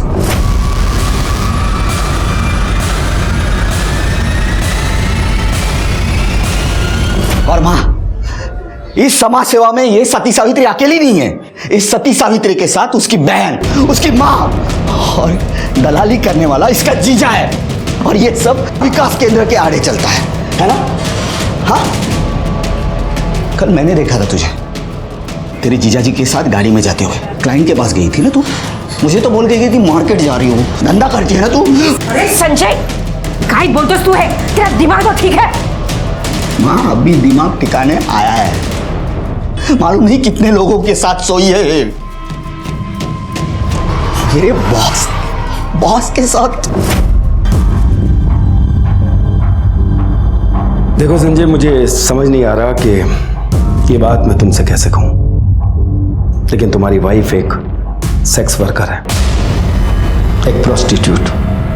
सर, आज से 5 साल पहले 25,000 रुपए देकर मैंने उसके साथ एक रात गुजारी थी, और मैं उसका फर्स्ट कस्टमर था। देखो संजय, मैं चाहता तो ये बात तुम्हें नहीं बताता, लेकिन हो सकता है उसने तुम्हें झूठ बोला हो या कल को तुम्हारे साथ कुछ गलत हो जाए, इसीलिए मैंने ये सब कुछ कहा। संजय, अगर ये उसका पास था और वो ये सब कुछ छोड़ चुकी है, तुमसे प्यार करती है, तुम्हारे प्रति ईमानदार है, तो फिर इन बातों का कोई मतलब नहीं है। फिर तुम उसके साथ आगे की जिंदगी अच्छे से जी सकते हो।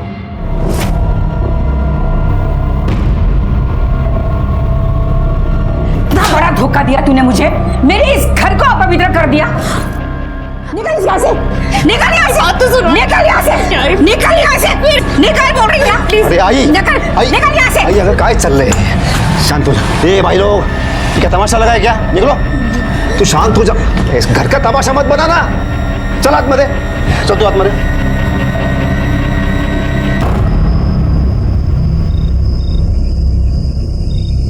संजय, कितनी बार मैंने तेरे को कहा है, मैं गुस्से को थोड़ा काबू में रखा कर। अरे उस दिन भी तो उस मैकेनिक से लड़ गया, क्या जरूरत थी? तू बीच में मत आ।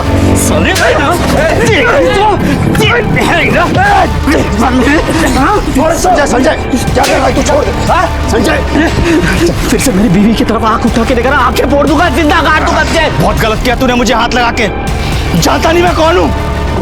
दादा, उस दिन मैं गलत हो सकता हूँ, पर आज नहीं। मैंने खुद पीछा किया, बहुत कुछ गलत चल रहा है दादा। प्रिया एक प्रोस्टिट्यूट है, वेश्या है वो। बस हाँ, बहुत हो गया, बहुत सुन ली तेरी बकवास मैंने। अरे क्या सबूत है तेरे पास? है क्या कुछ? नहीं, सिर्फ शक है, शक। वो भी तेरे उस मक्कार बॉस ने तेरे दिमाग में घुसा दिया है। अरे जो खुद इतना घटिया इंसान है, जो खुद धंधे वाली के पास जाता है, उसकी क्या गारंटी है कि वो सच बोल रहा है? तो ऐसे घटिया इंसान पे भरोसा करके तू अपनी बीवी पे शक कर रहा है? मुझे ये बता, अगर कल आके कोई मेरे बारे में उल्टा सीधा कह दे तो उस पर भी यकीन कर लेगा, करेगा? नहीं दादा, ऐसे कैसे? ऐसे माँ, संजय एक मेरा छोटा भाई है रे, हाँ? पर तू मुझे कुछ समझता है ना? मैं जो कह रहा हूँ वो बात मान ले। अभी के अभी जा प्रिया के पास और अपने किए की माफ़ी मांग ले उससे, सब ठीक कर ले, उसे वापस ले आ, बस उतना कर ले बस।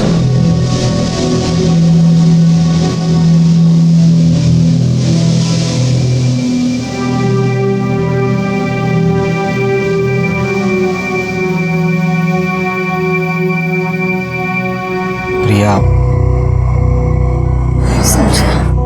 I am sorry. मुझसे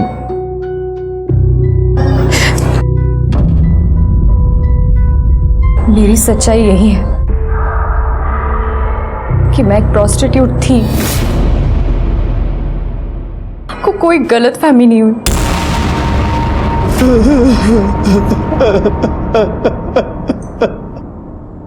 संजय, तेरी बीवी ने तुझसे सच बता दिया कि वो प्रोस्टिट्यूट थी, और गुस्से में आकर तूने उसे इतनी बेरहमी से मार दिया।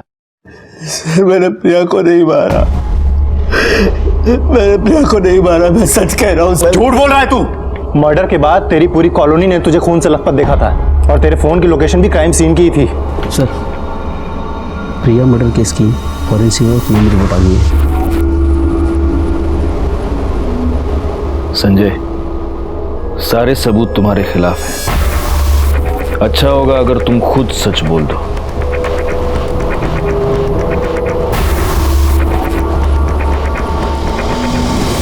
सोनावणे सर, रिपोर्ट के मुताबिक प्रिया के हाथों और कंधों पर इंजन ऑयल के ट्रेसेस मिले हैं, लेकिन उसकी बॉडी पर इंजन ऑयल कहां से आया? सर ये हो सकता है कि संजय की बाइक का हो, और संजय के हाथों से ये प्रिया के हाथों और कंधों पे लग गया। और सर वैसे भी जब हम मर्डर स्पॉट पे गए थे तो संजय के हाथ पहले से ही खून से इतने लथपथ थे, शायद इसीलिए हमने नोटिस ना किया हो। एक काम करो, क्राइम के टाइम संजय ने जो कपड़े पहने थे वो टेस्टिंग के लिए भेज दो। अगर ऑयल वहां से आया है तो संजय के कपड़ों पर जरूर मिलेगा। सब ये संजय तू घबरू तो कुछ रे संजय। देख जब तक मैं हूं ना तुझे कुछ नहीं होगा। हाँ मैंने तुझे भाई की तरह नहीं अपने बेटे की तरह पाला है। तू देख ना मैं कैसे अपने बेटे को यहाँ से जल्द बाहर निकालता हूँ। हाँ चलो चलो मिलने टाइम खत्म हुआ।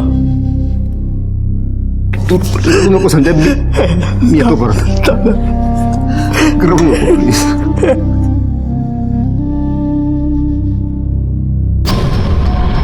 तूने आखिरी बार अपनी बाइक सर्विसिंग कब करवाई थी? यही कुछ 4-5 महीने पहले। प्रिया के मर्डर से पहले तूने अपनी बाइक किसी मैकेनिक को दिखाई थी क्या? नहीं। संजय, मैंने सुना तुझे गुस्सा बहुत आता है। हर दूसरे दिन किसी के साथ तेरी मारामारी हो जाती है, हाथापाई हो जाती है। प्रिया के मर्डर के दिन भी तुझे बहुत गुस्सा आया, फिर तूने उन 2 बच्चों को गाली दी, उनको मारा। उसी गुस्से में तू घर गया और जब तू घर से बाहर निकला तो पूरा खून से भरा हुआ था। हा? तभी प्रिया ने तुझे ये बताया होगा कि वो एक प्रोस्टिट्यूट थी, और तब तुझे बहुत गुस्सा आया, है ना? हाँ सर, मुझे पहले गुस्सा आया, पर जब प्रिया ने मुझे सारी हकीकत बताई तब मुझे गुस्सा नहीं, उस पर तरस आया था। मतलब? उषा रानी मेरी आई नहीं है। उसने मुझे और अपर्णा ताई को बचपन में एक आदमी से खरीदा था और हमें धंधे पर लगा दिया। हमसे बहुत सारे पैसे कमाए उसने। अपर्णा ताई ने हमारी दलाली करने वाले मुकेश के साथ शादी कर ली। उसके बाद मैंने भी सोचा कि मैं भी शादी करके अपना घर बसा लूं, पर उषा ताई इसके लिए कभी तैयार नहीं होगी, क्योंकि उसको डर था कि अगर मैंने उसकी पूरी सच्चाई समाज के सामने रख दी तो वो कहीं की नहीं रहेगी। आपको पाने के बाद मुझे ऐसा लगा कि मेरे सारे जख्म भर गए, पर मैं गलत थी। मुझे समझना चाहिए था कि हम जैसे लड़कियों के कभी घर नहीं बसते।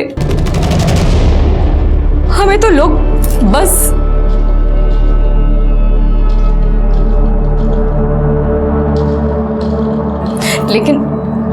लेकिन आप टेंशन मत लीजिए, मैं आपको छोड़ के चली जाऊंगी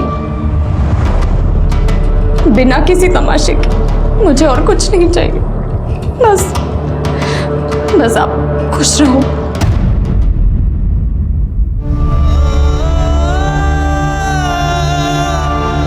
उस उषा रानी ने प्रिया की जिंदगी बर्बाद कर दी, और ये सब कुछ समाज सेवा के आड़ में चलता रहता है इन लोगों का। मैं इन लोगों को छोड़ूंगा नहीं, लोगों के सामने इनकी सच्चाई लाके रख दूंगा।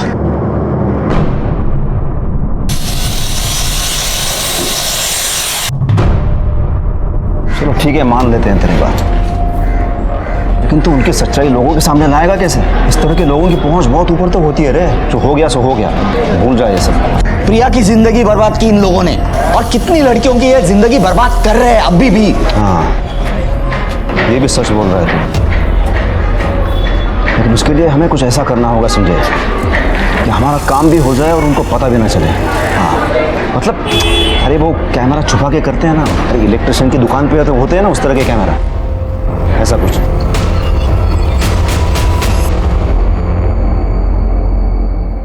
अरे दामाद जी, ऐसे अचानक? बैठिए, क्या लेंगे आप? कुछ लेने नहीं, देने आया हूँ। आखिरी वार्निंग दे रहा हूँ तुझे, ये जो गोरख धंधे ना बंद कर। मतलब आप क्या बोल रहे हैं? मुझे कुछ समझ में नहीं आ रहा है। ओह, तुझे समझ में नहीं आ रहा है? बहुत बोली है तू। हाँ, इस 4 दीवारियों के अंदर क्या चलता है सब कच्चा चिट्ठा है मेरे पास। इस पेन ड्राइव में स्टिंग ऑपरेशन करवाया था इस जगह का मैंने। समाज कल्याण की आड़ में तू लड़कियों से धंधा करवाती है, आना। देखिए, आपको कुछ गलतफहमी हुई है। वो सब तो मैंने कब का बंद कर दिया। अच्छा, तो तुम्हारा ड्राइवर लोगों से पैसे लेके उन्हें पिछले रास्ते कहाँ छोड़ता है? हाँ? और ये मुकेश मेरी बीवी को लेके कहाँ जाता है? बताओ। मानती हूँ मैं कि यहाँ जो कुछ भी चल रहा है वो गलत है, पर प्रिया और अपर्णा का इससे कुछ लेना देना नहीं है। और उन दोनों ने मुझे कब का छोड़ दिया, और यहाँ तक कि मुकेश भी मुझे छोड़कर चला गया है, अपना गैराज खोल के बैठा है। मैं तेरी बकवास सुनने नहीं आया हूँ, समझी? आखिरी वार्निंग दे रहा हूँ, बंद कर ये सब, वरना ये है ना, ये वायरल कर दूंगा, पुलिस के पास जाऊंगा, समझी? उषा के यहाँ से निकलने के बाद मुझे लगा मेरा काम हो गया, और मेरा गुस्सा बिल्कुल कम नहीं होता, क्योंकि यही उषा थी जिसने मेरी प्रिया को इस दलदल में फेंका था। मैं वहां से सीधा घर गया।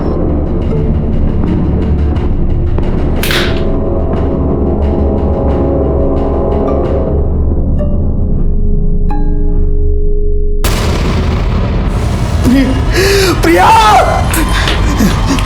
विकास केंद्र का तूने स्टिंग ऑपरेशन किया, वो वीडियो पेन ड्राइव कहाँ है? सर मैंने कोई स्टिंग ऑपरेशन नहीं किया। नहीं किया था क्या मतलब है? तुमने तो पेन ड्राइव दिखा के उषा को धमकी दी थी ना? सर मेरा प्लान था स्टिंग ऑपरेशन करने का, इसलिए मैंने एक दोस्त को मदद के लिए बुलाया, पर लास्ट मोमेंट पे उसने मेरी मदद करने से मना कर दिया, तो स्टिंग ऑपरेशन वही रुक गया। पर प्रिया ने मुझे उषा के बारे में सब कुछ बता दिया था, और कैसे भी करके मुझे उषा के ये सब गोरख धंधे बंद करने थे, तो मैं ब्लैंक पेन ड्राइव लेके उषा के पास गया। सर उषा विकास के आड़ में प्रोस्टिट्यूशन का धंधा करती थी, वो नहीं चाहती थी कि उसकी बदनामी हो। सोनावणे सब ये उषा राणे के कॉल रिकॉर्ड्स निकलवा, और प्रिया के मर्डर के दिन उसके मोबाइल की लोकेशन देखो। अगर ये संजय सच कह रहा है तो उषा राणे की सच्चाई दुनिया के सामने लानी पड़ेगी। वो तो नहीं कर पाया, हम करेंगे। तुम टीम रेडी करो। सब गाड़ी पीछे ले, तावड़े पकड़ उसको।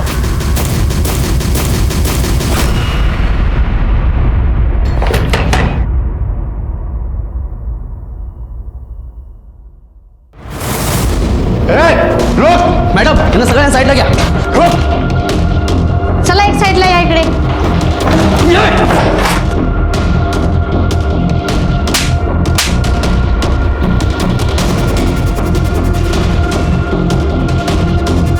डालो सबको गाड़ी में. सगळ्यांनी गाडीत बसा. चला.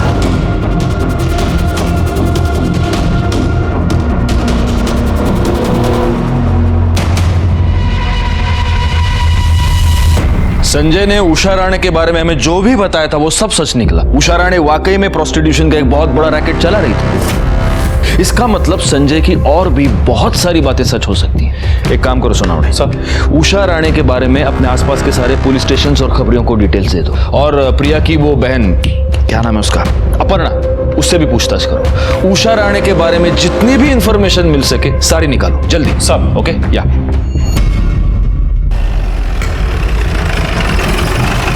ये उषा ने विकास केंद्र के नाम पे जो प्रोस्टिट्यूशन का धंधा चला के रखा था, इससे तुम्हारा और प्रिया का क्या कनेक्शन है? सिर्फ इतना कि हम दोनों बहनें भी उसके लिए बाकी लड़कियों की तरह कमाई का जरिया था, और शादी के बाद हमने उसे और उसने हमें छोड़ दिया था। और तुम्हारे पति मुकेश ने?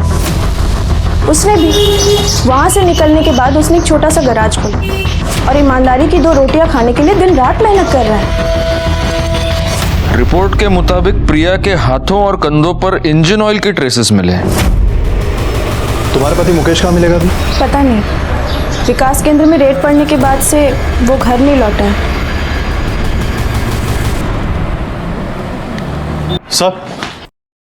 सर उषा और महेश का पता चल गया है। गुड, चलो चलो।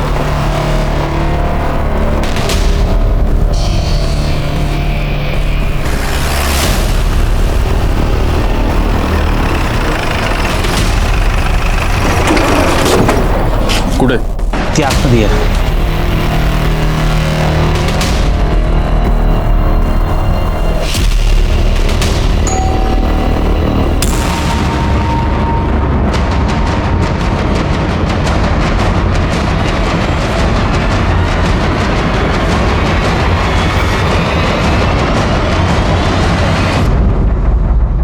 गया ना। अरे अरे किया क्या है मैंने? मुझे किया क्या है? ऐसे कैसे ले जा सकते हैं मुझे? मैं क्यों मारूंगी उसे? ये क्या है? हाँ, क्या ये? तुम्हारे कॉल रिकॉर्ड्स हैं। जिस दिन प्रिया का खून हुआ उस दिन तुम और मुकेश प्रिया के घर के पास थे। आखिरी वार्निंग दे रहा हूं, बंद कर ये सब, वरना ये है ना, ये वायरल कर दूंगा। उसके बाद फौरन मैंने मुकेश को फोन लगाया। हेलो। संजय को समझाना पड़ेगा, अगर उसने वो पेन ड्राइव पुलिस या मीडिया को दे दी तो सब खत्म हो जाएगा। मैं तो बुरी तरह फंस जाऊंगी और तू भी नहीं बचेगा। मदद मांग रही है या धमका रही है मुझे? मैं सिर्फ बता रही हूँ तुझे, जिस तरह से वो मुझसे गुस्सा है ना, मेरी एक भी नहीं सुनेगा। अब तू ही उसे समझा सकता है। ठीक है, तुम पहुंचो उसके घर, मैं भी आता हूँ। दोनों मिलकर समझाएंगे तो कहीं नहीं जाएगा वो, टेंशन मत ले। हाँ मुकेश, मैं पहुंच गई हूँ। तुम इधर मत आना अभी, इधर पहले से कुछ तो भी लफड़ा हुआ है। मुकेश वहाँ, हेलो। कहानी बहुत अच्छी है लेकिन सच्ची नहीं है, क्योंकि सच ये है कि तुम दोनों ने प्रिया को मार दिया और वहां से भाग गए। सर, मुझे उसे मारना ही होता तो मैं उसी दिन मारती जब उसने शादी की बात की थी, तो शायद ये सब कुछ नहीं होता उसके साथ। और मैं उसे क्यों मारूंगी सर? प्रिया और अपर्णा मेरी बेटी से भी बढ़कर है। लेकिन तुम उनकी माँ नहीं हो, क्योंकि कोई भी माँ अपनी बेटी से धंधा नहीं करवाती और अपना धंधा चौपट होता देखकर अपनी बेटी को मार नहीं देती। ठीक है, अगर ये सच है तो साबित करके दिखाइए। साबित तो मैं करूंगा मैडम। इस वक्त मेरे पास खून के कोई सबूत नहीं है, पर आपके प्रोस्टिट्यूशन रैकेट के सारे सबूत हैं। इसलिए लंबी सांस लीजिए और यहाँ की आदत डाल लीजिए।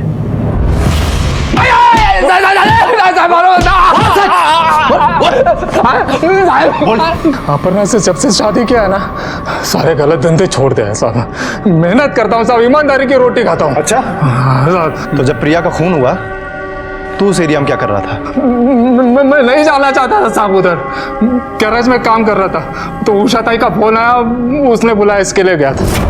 लेकिन साहब मैं जब उधर गया तो उधर पहले से ही कोई लफड़ा चालू था। हाँ मुकेश, मैं पहुंच गई हूँ। तुम इधर मत आना अभी, इधर पहले से कुछ तो भी लफड़ा हुआ है। मैं निकल रहा हूँ यहाँ से, तुम भी निकल जाना है। बहुत अच्छी कहानी बना लेता है तू। तू सीधा गैरेज से गया था ना प्रिया को मारने के लिए, तेरे हाथ में इंजन ऑयल लगा हुआ था। प्रिया की बॉडी पे से हमें इंजन ऑयल के दाग मिले हैं। तुझे जैसे ही पता चला कि पुलिस तुझ तक पहुंचने वाली है, तू वहां से भाग गया। मार साले को, मार। मैंने किसी को नहीं मारा है साहब। सर, प्रिया मर्डर केस में हमारा खबरी इंफॉर्मेशन लेकर आया है।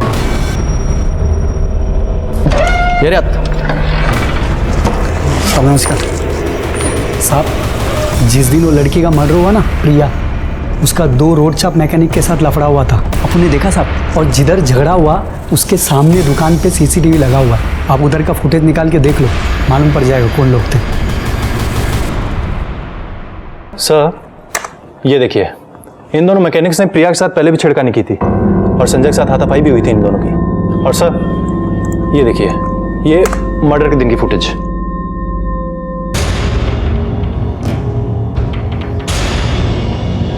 पॉज करो, सुनोने मिल गया। इस केस में हमको लीड मिल गया। ये दोनों इस एरिया के दादा है ना?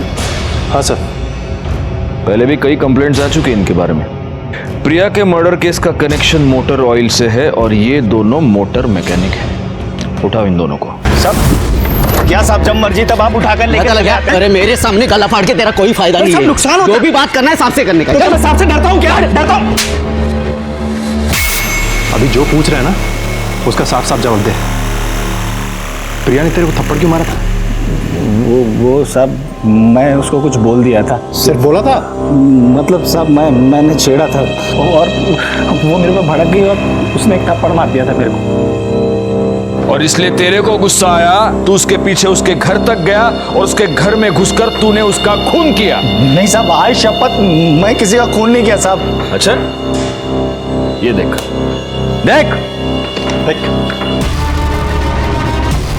उसके पीछे किधर गया तू? वो क्या साहब, मैं ना वो बाइक का टेस्ट ड्राइव करने के लिए गया था। तू पूरे 1 घंटे के बाद अपने गैरेज पे वापस आया। साहब वो क्या है कि बाइक ठीक हो गई थी, तो इसलिए बाइक को क्लाइंट के घर पे छोड़ने गया था। तू क्लाइंट को होम डिलीवरी भी देता है क्या? सोनावड़े, एक काम करो, इसका ये जो भी क्लाइंट है उसके पास इंक्वायरी करो, और तब तक ये दोनों को बिठा के रखो इधर। साहब ऐसे बैठा के काहे को रखने का? अगर अपन लोग झूठ बोला होगा ना तो वापस उठा के लाना। टाइम खोटी काहे को करने का साहब?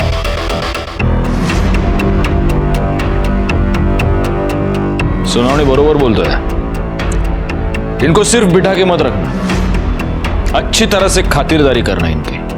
साहब अपन लोग कुछ नहीं किया साहब। कुछ नहीं किया? सड़क पे चलने वाली औरतें तुझे अपने बाप का माल लगती है क्या? सोनावड़े सर, अच्छी तरह से खातिरदारी करना इन दोनों की, और इतना मारो सालों को कि लड़की को छेड़ने से पहले इनकी हड्डियां बोलनी चाहिए। साहब अपन लोग किसी को नहीं छेड़ा साहब। खातिरदारी करता हूं तेरी। साहब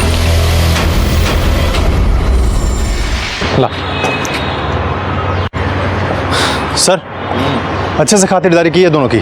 लेकिन ये सुबह का डोज है, शाम को फिर फोड़ना उनको। ठीक है सर।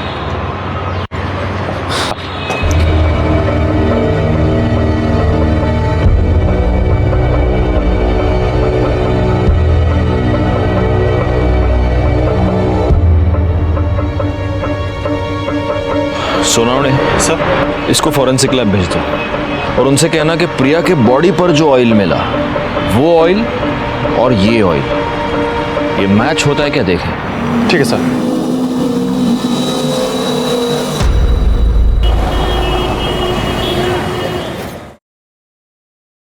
सर, प्रशांत आले। हाँ प्रशांत, आओ आओ। सर मुझे क्यों यहाँ पे बुलाया? आओ आओ बैठो।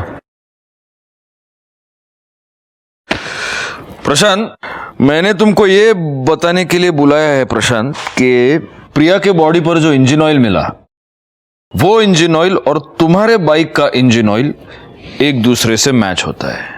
हाँ तो सर, इस तरह का ऑयल तो सड़कों पे काफी सारे बाइक्स पे मिलेगा। ये बात तो सही है, लेकिन फिर उन सब लोगों की मोबाइल लोकेशन प्रिया के घर के पास नहीं है मर्डर के वक्त, जो तुम्हारी है। सुनाओ देखो। और ये रहे कॉल रिकॉर्ड्स, ये तुम्हारी कॉल लोकेशन। और तुमने तो अब तक हमको ये बताया नहीं था कि मर्डर के वक्त तुम प्रिया के घर के पास थे। सर मैं एक्चुअली उस जगह पे नहीं था, उसके आसपास था। आसपास थे।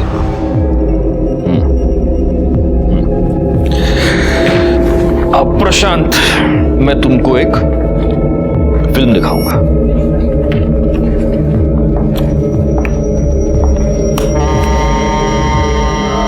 देखो, और ये तुम्हारी एंट्री।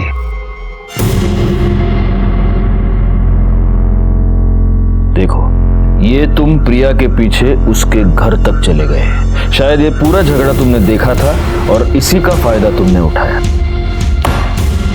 अब प्रशांत, कबूल करते हो की आता तुला घ्यायचं आम्ही आतमध्ये? हाँ सर, मैंने मारा उसे सर। वो यही डिजर्व करती है सर। अपनी भोली भाली सूरत दिखा के उस धंधे वाली ने मेरे भाई से शादी की और उसकी जिंदगी नरक बना दी उसने। सर उस दिन संजय उसकी माँ को स्टिंग ऑपरेशन की झूठी बात कह के उसके मुंह से सच्चाई सुनने गया था, और उस उषा ने डर के सब कुछ मान भी लिया था। लेकिन सर संजय ये सब सुन के एकदम से टूट गया और उसने मुझे वहां से फोन भी किया था। आज ये बात सिर्फ मुझे मालूम है, कल दुनिया को पता चल जाएगी तो मैं किससे नजर नहीं मिला पाऊंगा। मुझे मारना है। संजू तो ऐसा कुछ नहीं करेगा, देख तुझे तेरे भाव की कसम है। मैं नहीं जी सकता। मैं सब ठीक करता हूँ, देख। सर मैंने संजय को भाई की तरह नहीं, एक बेटे की तरह प्यार किया है। उसे ऐसा रोता हुआ सुनकर मेरा माथा घूम गया सर। मैं वहां से निकल गया, मैं संजय के घर की तरफ चला गया। रास्ते में मैंने देखा सर, प्रिया उसी मैकेनिक के साथ झगड़ा कर रही है। जरा इधर भी नजरें इनायत कर लीजिए। अरे हम भी हैं। क्या बकवास कर रहे हो तुम? घर में माँ बहन नहीं है तुम्हारे? आइंदा ऐसे बकवास की ना तो देख लेना। झगड़ा खत्म होते ही वो अपने घर की तरफ चली गई और मैकेनिक भी उसी तरफ चला गया सर। और मैंने सर इसी बात का फायदा उठाना चाहा। मैं संजय के घर की तरफ चला गया सर। सर मैं बहुत गुस्से में था सर, मैंने प्रिया को बहुत मारा। सर मैंने संजय को हमेशा एक बेटे की तरह पाला है। तुमको ऐसा लगता है प्रशांत कि तुमने अपने भाई को बचाया, लेकिन तुमने उसको दुख की दलदल में और ज्यादा धकेल दिया, क्योंकि आज भी तुम्हारा भाई प्रिया से बहुत प्यार करता है। वो ये मानता है कि प्रिया जैसी लड़की जिसने अपनी जिंदगी में इतना कुछ झेला है, उसे एक अच्छी जिंदगी जीने का अधिकार है। और तुम जैसे घटिया और दिमाग से बीमार लोग ये बात कभी समझ नहीं पाते। प्रशांत पर प्रिया के मर्डर का केस आज भी माननीय कोर्ट में लंबित है और प्रशांत इस वक्त जेल में है। प्रिया का अपना अतीत छुपाना और संजय का अपनी बीवी की अच्छाइयों की ओर नजरअंदाज कर उसके अतीत को खंगालना, यह सब टाला जा सकता था अगर इन दोनों ने अपने रिश्ते में आई शक की दस्तक को सुना होता, उसे समझा होता, उसे दूर किया होता, तो इस गुनाह को टाला जा सकता था। खैर, केस तो सॉल्व हो गया और हमें अपने इस थैंकलेस जॉब से थोड़ा सा टाइम निकालकर अपने परिवार के साथ वक्त बिताने का मौका मिल गया। मैं सीनियर इंस्पेक्टर राजेश जाधव आपसे विदा लेता हूं। दोबारा मिलूंगा, तब तक सतर्क रहिए और देखते रहिए क्राइम पेट्रोल दस्तक। मकसद बताना नहीं, बचाना है। जय हिंद। क्राइम पेट्रोल के और भी दिलचस्प कहानी देखने के लिए हमारे चैनल को सब्सक्राइब करें और बेल आइकॉन दबाना न भूलें।